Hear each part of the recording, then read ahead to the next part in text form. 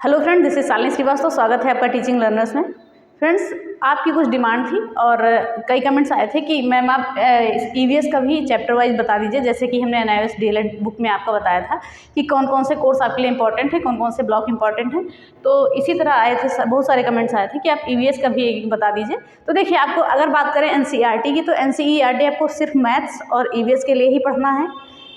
Okay, तो हम आज देखेंगे कि इसमें ईवीएस केवीएस पीआरटी में जो पूछा जाएगा वो कौन सी बुक से, आपको कौन से चैप्टर से कौन कौन सी चीज़ें पढ़नी है, उन सभी चीज़ों को हम देखेंगे। तो हम पहले देखते हैं कि चलिए, वीडियो शुरू करने से पहले अगर आप हमारे चैनल पर नए हैं तो प्लीज़ चैनल को सब्सक्राइब कर लीजिए, अधिक से अधिक शेयर करिए, क्योंकि चीज़ें बहुत इंपॉर्टेंट हैं और लोगों तक भेजिए जिन्होंने केवीएस का फॉर्म डाला है, जिनके लिए इंपॉर्टेंट चीज़ें बनेंगी ये। ओके, तो चलिए हम सीधे आते हैं अपने टॉपिक पे।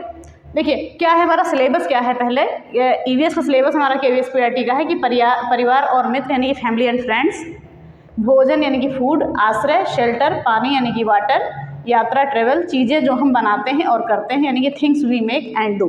तो ये तो आपका सिलेबस हो गया जो सीटेड प्राइमरी के हिसाब से आपका पूरा टॉपिक वाइज दिया हुआ है। तो अब हम क्या करेंगे, सबसे पहले हमें क्या करना होगा इसके लिए, तो इसके लिए सबसे पहले हमें ये करना होगा कि हमें ये जो एनसीईआरटी है ये कक्षा 3 से 5 तक ये कंप्लीट पढ़नी है।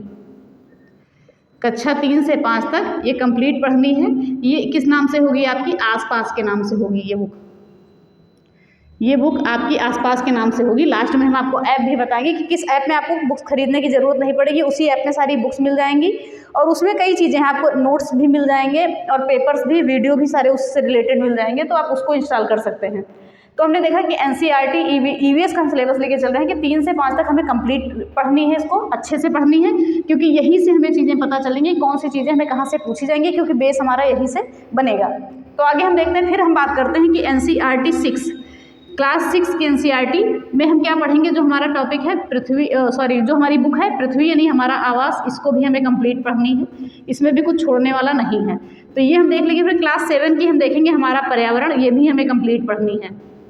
ओके, अगर बात करें क्लास 8 तो वो इतनी इंपॉर्टेंट नहीं है, लेकिन क्लास 8 की भी पढ़ लीजिएगा एनसीईआरटी क्लास 8। ओके, तो वो उसमें बुक जो है आपकी संसाधन और विकास के नाम से है, कुछ ऐसे ही, संसाधन और विकास। तो क्योंकि संसाधन जो है ये हमारी यात्रा के अंतर्गत, यात्रा में भी आ जाएगा, जो यात्रा का हमारा टॉपिक है उसके अंतर्गत आएगा, तो इसको भी एक बार आप रीडिंग कर लेंगे।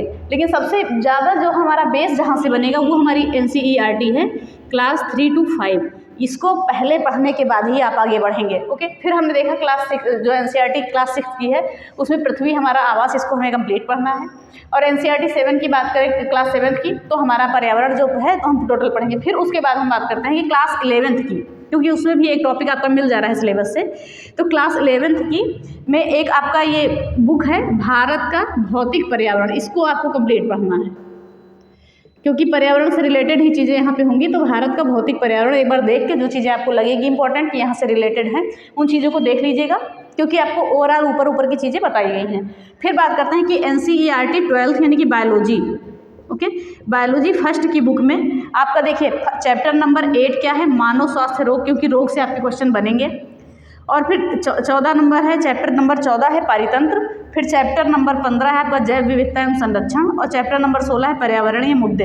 तो ये आपका कंप्लीट है, क्या है, जो बहुत ज़्यादा इंपॉर्टेंट बनेगा आपके ईवीएस के लिए। बाकी चीज़ें आप और भी पढ़ते रहेंगे, क्योंकि चीज़ें आप यहीं तक सीमित नहीं रहेंगी, कुछ अलग से भी स्टडी करिएगा, प्रैक्टिस लगाइएगा। अगर आपने कहीं से बैच लिया है तो ज़्यादा अच्छी बात है, क्योंकि कोई भी देखिए कहीं भी एक दिशा रखने के लिए आपको कोई ना कोई एक कोर्स परचेज करना पड़ेगा, तो वहाँ चीज़ें आपको एक जगह मिल जाएंगी। क्योंकि देखिए वो जो टीचर एक पढ़ाता है आपको, तो उसके लिए क्या होता है कि आपको उसको एक ही सब्जेक्ट तैयार करना होता है कि चीज़ें हम कहाँ से इकट्ठे करें, और सारी चीज़ों को एक जगह लाके वो आपको बता देता है।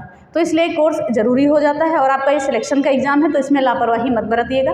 वैसे हमने आपको जो आपकी डिमांड थी तो हमने ये बता दिया कि कौन कौन से चैप्टर पढ़ने हैं, कौन कौन सी बुक पढ़नी है ईवीएस में। एक बार और बताते हैं, कक्षा 3 से 5 एनसीईआरटी कंप्लीट आपको पढ़नी है, अच्छे से पढ़नी है, क्योंकि आपको चीज़ें वहीं से पता चलेंगी, बेस आपका वहीं से क्लियर होगा और आगे के चैप्टर कहाँ से क्या पढ़ने हैं वो आपको पता चलेंगे। फिर बात करते हैं एनसीईआरटी क्लास 6 की, पृथ्वी यानी हमारा आवास, कंप्लीट रिवीजन आपको कंप्लीट पढ़ना है यहाँ से। एनसीईआरटी 7 हमारा पर्यावरण कंप्लीट पढ़ना है। और एनसीईआरटी क्लास 8 की संसाधन और विकास, इसको नॉर्मली पढ़ लीजिएगा। फिर बात करते हैं एनसीईआरटी क्लास 11th की एक बुक है भारत का भौतिक पर्यावरण, उसको आपको पढ़नी है। और क्लास 12th में आप जाएंगे तो बायोलॉजी फर्स्ट की बुक में है मानव स्वास्थ्य रोग, इसको पढ़ेंगे आप। और चैप्टर 14 में है, चैप्टर 8 में ये है, चैप्टर 14 में है पारितंत्र, चैप्टर 15 में है आपका जैव विविधता एवं संरक्षण, और चैप्टर 16 में क्या है, पर्यावरणीय मुद्दे। तो इतनी चीज़ें आपके लिए ईवीएस के लिए इंपॉर्टेंट है, जो बहुत ज़्यादा इंपॉर्टेंट है, और बाकी चीज़ें आप अलग से लेंगे कि आप 20 में 20 कवर कर पाएँ। ओके, तो अब हम यहाँ पे बात करें। और देखिए एनसीईआरटी आपको सिर्फ मैथ्स और ईवीएस के लिए ही पढ़नी है और किसी के लिए नहीं पढ़नी है।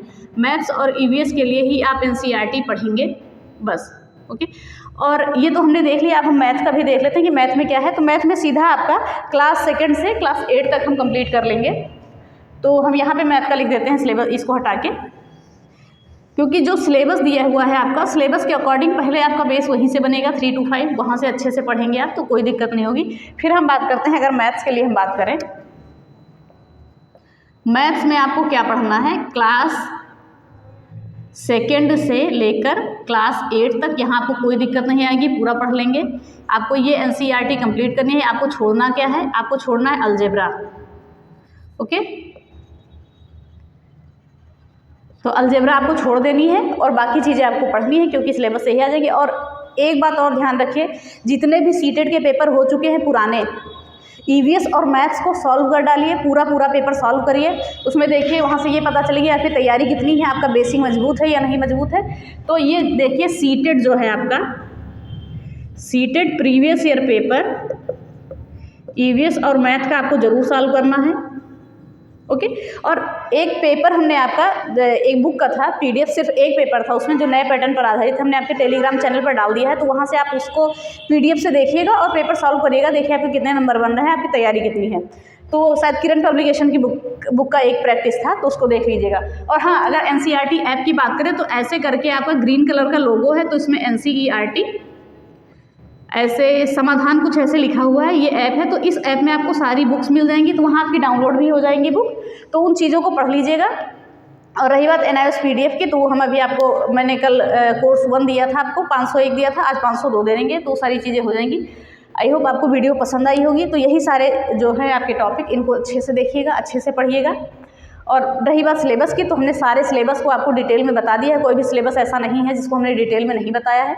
कल से आपकी हिंदी की क्लासेस स्टार्ट होंगी, KVS के एकदम टॉपिक वाइज, और जो सिलेबस में है चैप्टर वाइज होगा। 30 में 30 की तैयारी वहाँ से हम पक्की करेंगे हिंदी से, और धीरे धीरे आपकी मैथ्स भी 25-26 तारीख से स्टार्ट हो जाएगी।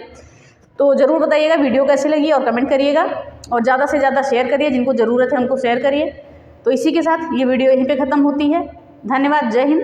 और साथ ही साथ कि आप हमारे टेलीग्राम चैनल को ज्वाइन कर लेंगे, तो वहाँ से आपको PDF मिल जाएंगी। ओके, धन्यवाद, जय हिंद।